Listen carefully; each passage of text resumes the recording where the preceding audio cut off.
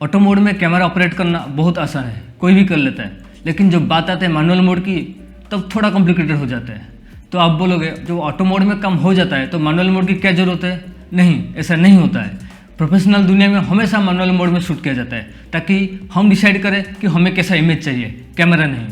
तो आज हम बात करेंगे ISO, अपर्चर और शटर स्पीड के बारे में, जिसे एक्सपोजर ट्रायंगल कहा जाता है। इस 3 सेटिंग्स को यूज करके एक परफेक्ट एक्सपोज्ड इमेज कैसे लिया जाता है वो आज जानेंगे। तो मैं हूं संजीत, आप सभी लोगों को स्वागत करता हूं मेरे चैनल स्वाइम विजुअल्स में। तो सबसे पहले बात करेंगे ISO की। ISO का मतलब आपका कैमरा का जो सेंसर होता है वो लाइट के साथ कितना सेंसिटिव है। हाई ISO मतलब मोर सेंसिटिव टू लाइट, मतलब सेंसर ज़्यादा लाइट कैप्चर करेगा, नतीजा आपका इमेज ब्राइट होगा।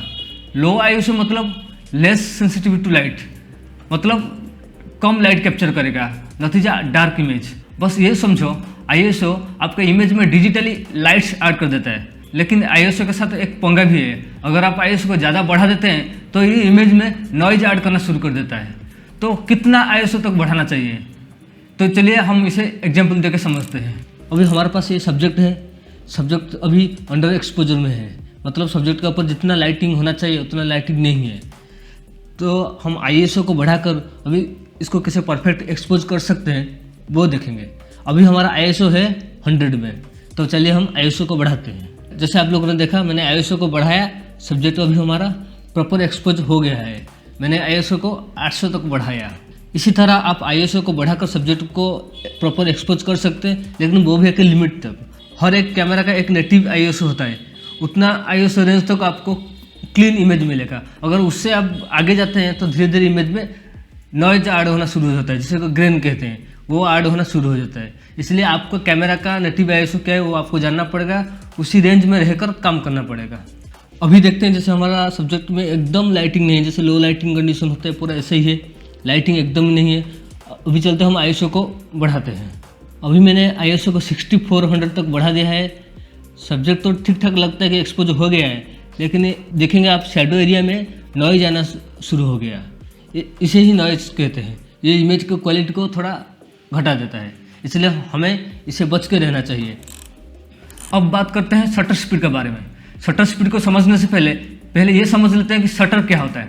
शटर का मतलब आपका कैमरा का सेंसर सामने एक मैकेनिकल प्लेट रहता है। जब आप फोटो क्लिक करने के लिए बटन प्रेस करते हैं तो वो प्लेट ऊपर चला जाता है, सेंसर लाइट को कैप्चर करता है, फिर वो प्लेट नीचे गिर जाते हैं। बस यही होता है शटर स्पीड। लो शटर स्पीड का मतलब ये होता है आपका शटर प्लेट ओपन और क्लोज लो स्पीड में होता है।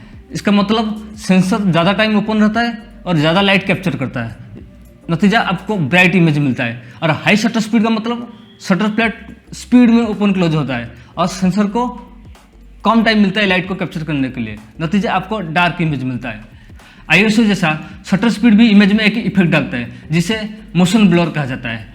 लो शटर स्पीड इमेज में ज़्यादा मोशन ब्लर देता है, हाई शटर स्पीड इमेज में कम मोशन ब्लर देता है। तो हमें इमेज में कितना मोशन ब्लर चाहिए और हमारा शटर स्पीड को कितना में सेटिंग करना चाहिए, चलिए हम इसे एग्जाम्पल देकर समझते हैं। तो अभी हम देखेंगे शटर स्पीड को यूज करके हम इमेज का एक्सपोजर कैसे चेंज कर सकते हैं।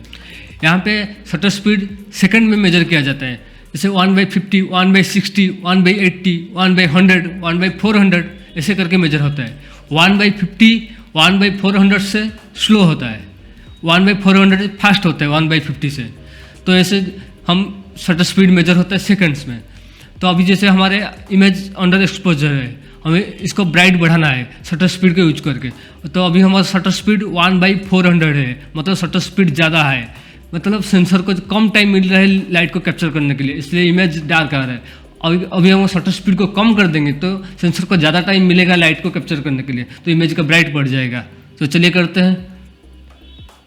जैसे अभी हम शटर स्पीड को कमा रहे हैं, कम करके अभी 1/50 तक लेके आ गए हैं। अभी हमारा इमेज ठीक ठाक। तो ऐसे हम शटर स्पीड को यूज करके इमेज का एक्सपोजर हम ठीक कर सकते हैं।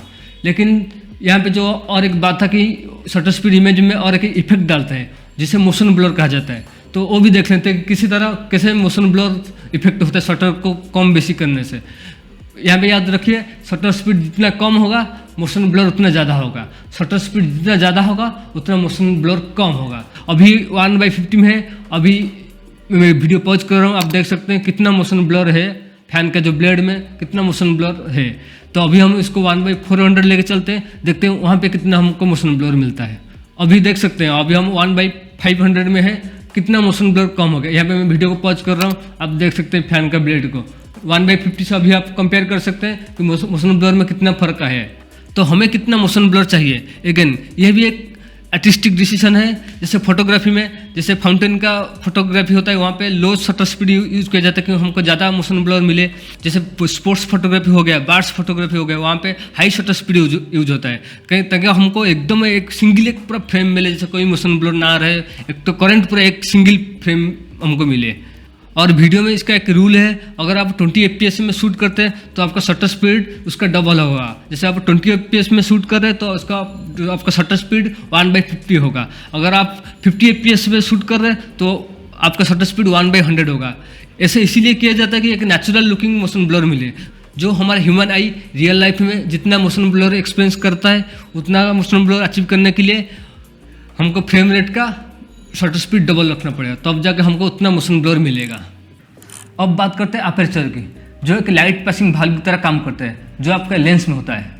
लाइट इस भाल्व होके आपका सेंसर तक पहुंचता है। लार्ज ओपन अपर्चर मतलब ज़्यादा लाइट आपका सेंसर तक पहुंचता है और नतीजा आपको ब्राइट इमेज मिलता है।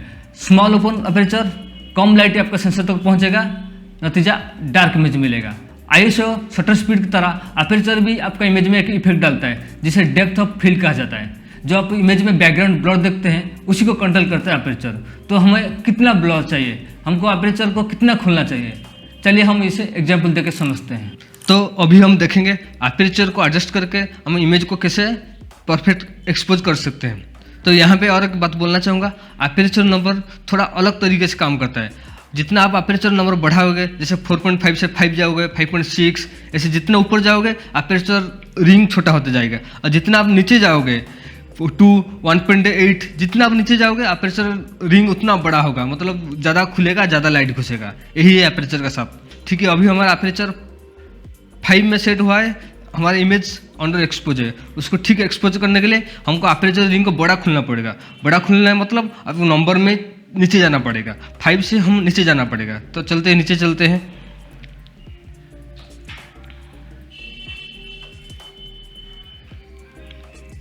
ठीक है, अभी हम 1.8 तक आ गए हैं। अब देख सकते हैं इमेज हमारा प्रॉपर एक्सपोज हो गया है।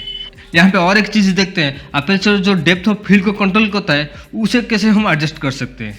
तो ठीक है, अभी आप देख सकते हैं अभी अपर्चर 1.8 में सेट हुआ है और सब्जेक्ट का जो बैकग्राउंड है अभी वो ब्लर दिख रहा है। जितना हम ऊपर जाएंगे अपर्चर नंबर बढ़ाएंगे तो डेप्थ ऑफ फील्ड कम होते जाएगा, मतलब बैकग्राउंड ब्लर कम होते जाएगा। चलिए उसे देख लेते हैं। हम अपर्चर को भी बढ़ाते हैं। यहाँ पे हम अपर्चर को बढ़ा दिए लेकिन ये इमेज अंडर एक्सपोज हो गया है। ठीक है, उसको ठीक करने के लिए हम लाइटिंग को बढ़ाते हैं। ठीक है, अभी हम लाइटिंग को बढ़ा दिए। आप देख सकते हैं बैकग्राउंड ब्लर कम हो गया है। 1.8 के कंपेयर में अभी बैकग्राउंड ब्लर कम हुआ है। अभी अपर्चर 7.1 में सेट हुआ है। इसी तरह अपर्चर डेप्थ ऑफ फील्ड को कंट्रोल करता है। तो हमको डेप्थ ऑफ फील्ड कितना चाहिए, बैकग्राउंड को कितना ब्लर रखना चाहिए, तो वो तो एक आर्टिस्टिक डिसीजन हो गया। और आपका डिसीजन के ऊपर आपको कैसा इमेज चाहिए, आपका स्टोरी क्या डिमांड कर रहा है, उसी हिसाब से आपको सेट करना पड़ेगा। आशा करता हूँ आप लोगों को अच्छे से समझ में आ गया होगा। अगर कोई क्वेश्चन है तो आप कमेंट में पूछ सकते हैं। नेक्स्ट वीडियो में हम फ्रेम रेट और वाइट बैलेंस के बारे में बात करेंगे। अगर वीडियो अच्छा लगा तो आप लाइक कर सकते हैं और आगे भी ऐसे फिल्म मेकिंग और वीडियो एडिटिंग रिलेटेड वीडियो देखने के लिए आप इस चैनल को सब्सक्राइब कर सकते हैं। Thank you.